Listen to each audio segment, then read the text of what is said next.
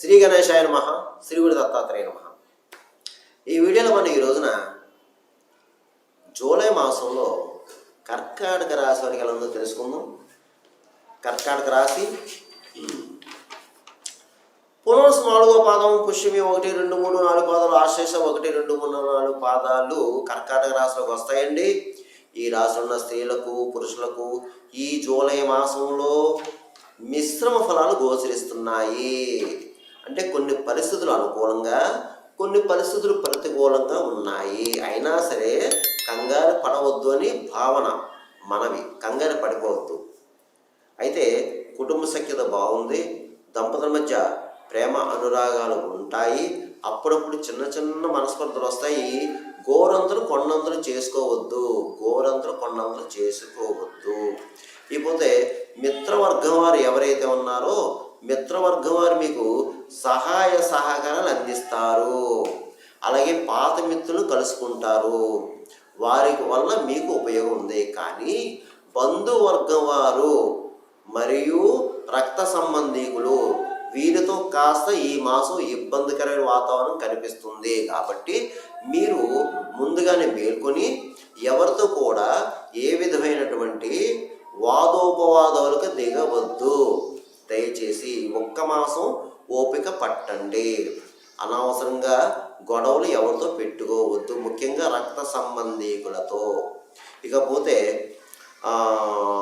ధన విషయంలో బాగుంది. ఆర్థిక లావాదేవీలు అవి పూర్తవుతాయి.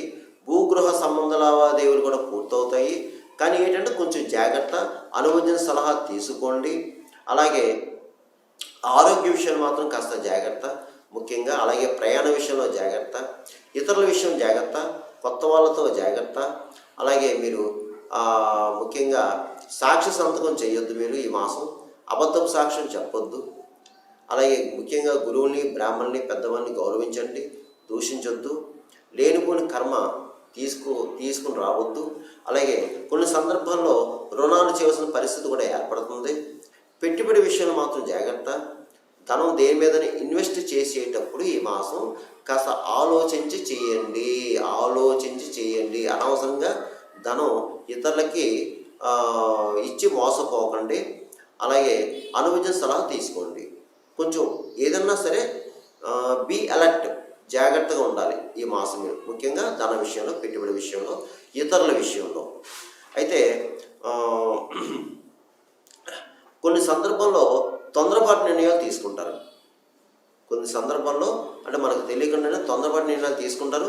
దయచేసి ఆ నిర్ణయాలు తీసుకోవద్దని భావన. ఇక ధైర్యంగా అడుగు ముందుకేయండి. వృత్తిపరంగా బాగుంది. ఎవరు ఏ వృత్తిలో ఉన్నా వృత్తిపరంగా బాగుంది. జీవనం బాగుంటుంది, జీవన విధానం బాగుంటుంది. జీవన విధానం మీరు పాడు చేసుకోవద్దు, జీవన వృత్తిని మీరు పాడు చేసుకోవద్దు. అనవసరంగా లేనిపోని వాదాలకు వెళ్ళి, లేనిపోని అనుమానానికి వెళ్ళి జీవితాన్ని పాడు చేసుకోవద్దు. టైం వృధా చేయొద్దు. దయచేసి సమయాన్ని వృధా చేసుకోవద్దు. ఎందుకంటే దీంట్లో కొంతమంది ప్రబుద్ధులు ఉంటారు, బద్ధకస్తులు ఉన్నారు. మీరు కూడా జాగ్రత్తగా గమనించి కాస్త మంచి నిర్ణయం తీసుకుని అడుగు ముందుకేస్తే మీరు సక్సెస్ అవుతారు. ఎందుకంటే ఈ కర్కాటక రాశి వారికి అష్టమజం జరుగుతుంది.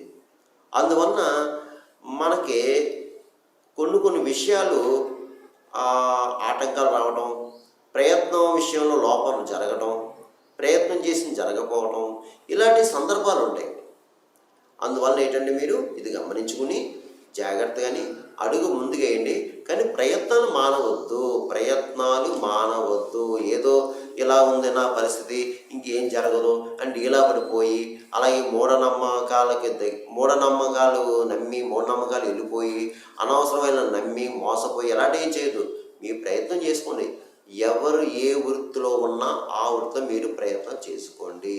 ఆ లైన్కి వెళ్ళండి. ఇకపోతే రియల్ ఎస్టేట్ రంగం వరకు బాగుంది. స్పెక్యులేషన్ లాభిస్తుంది. మోటార్ ఫీల్డ్ వరకు బాగుంది. ప్రైవేట్ కాంట్రాక్ట్స్ కూడా బాగుంది. షేర్ మార్కెట్ కూడా బాగుంది. అలాగే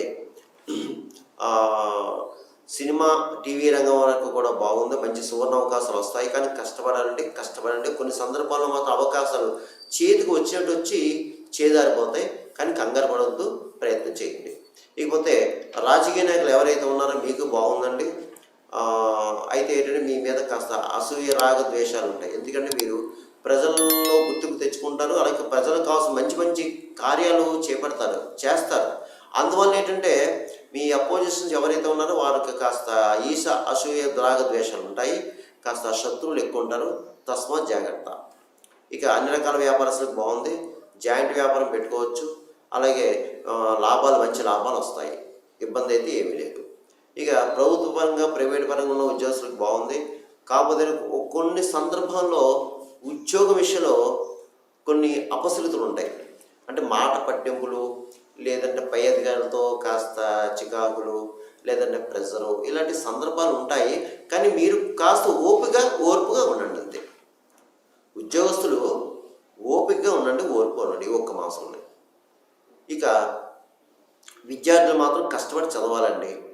చదువు మీద శ్రద్ధ తగ్గుతుంది ఈ మాసం. మీకు కాస్త శ్రద్ధగా చదివించండి పెద్దవాళ్ళు. ఇతర వ్యాపకాలు పెట్టుకున్నాకనే చూడండి. ఇక వివాహంగా అబ్బాయిలు కూడా ప్రయత్నం చేసుకోండి, ఇబ్బంది అయితే లేదు.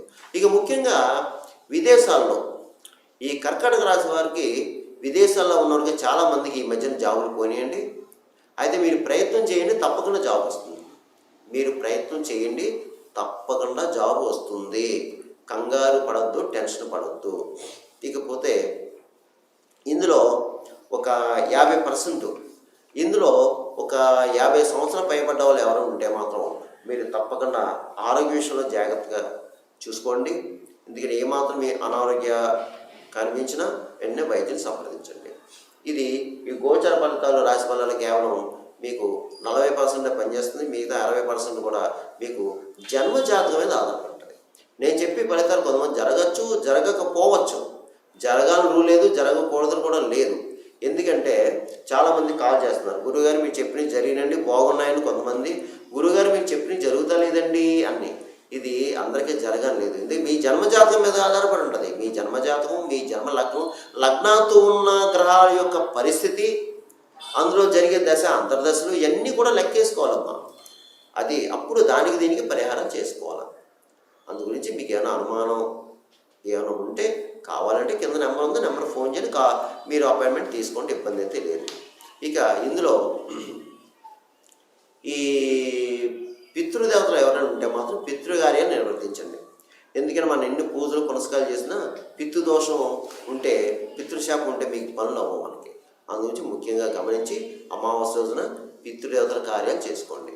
ఇకపోతే ఈ కర్కాటక రాశి వారు ఈ జూలై మాసంలో నేను చెప్పిన పరిహారం చేసుకుంటే మీకు తప్పకుండా ఈ మాసం అంతా యోగిస్తుంది. అది ఏమిటి అంటే చక్కగా ఈ మాసం అంతా మీరు శివాలయంలో అభిషేకం చేయించుకోండి. ఇకపోతే ఈ జూలై మాసంలో ఈ కర్కాటక రాశి వారు నేను చెప్పిన పరిహారం చేసుకుంటే మీకు ఈ నెల అంతా యోగిస్తుంది. అది ఏమిటి అంటే ఎక్కువ శివారాధన చేసుకోవడం, శివాలయంలో అభిషేకం చేయించుకోవడం. ముఖ్యంగా సోమవారం మార్నింగ్ 7:30 నుంచి 9 గంటల మధ్యలో వీలైతే రాహుకాలం టైం అది, అప్పుడు వెళ్ళి అభిషేకాలు చేయించుకోండి, లేదా అర్చన చేయించుకోండి, శివాలయం ప్రదర్శన చేయండి, లేదంటే శివనామన స్మరణ చేయండి. అలాగే శివ అభిషేకం అర్చన అయిన తర్వాత పక్కనే అమ్మవారు ఉంటారు, ఏదో అమ్మవారు అర్చన చేయించుకోండి. తర్వాత ఒక్క సోమవారం మాత్రం అయ్యగారికి స్వయం పాకం దానం చేయండి. బియ్యం, ఉప్పు, పప్పు, కూరగాయలు వగేరా స్వయం పాకం దానం చేయండి. ప్రతిరోజు కాలభైరవ అష్టకం చదువుకోండి. అలాగే ఒక శనివారం శని భగవానికి తైలాభిషేకం చేయించుకోండి. అలాగే మీకు దగ్గరలో గురుదేవాలయం ఉంటే, అంటే సాయిబాబా, దత్తాత్రేయుడు, దక్షిణామూర్తి, రాఘవేంద్ర స్వామి ఇలా ఏమైనా ఉంటే మీరు దర్శించుకోండి.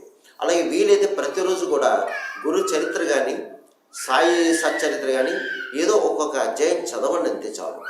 పారాయణం చేయొద్దు, మీకు అవకాశం చదవండి అంతే, ఇంకేం చేయదు. అయితే మీరు ఏం చేస్తారంటే ఒకసారి మాత్రం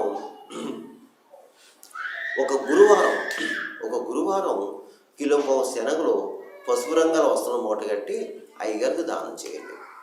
ఇక మీరు మూగజీవులకు ఆహారం పెట్టండి, చక్కగా గోవుకి ఆహారం పెట్టండి, గడ్డి పెట్టండి, కుక్కలకి బిస్కెట్లు, బ్రెడ్ వేయండి, అలాగే పావురాలకి జొన్నలు వేయండి, కాకులకి తీపన్నం పెట్టండి.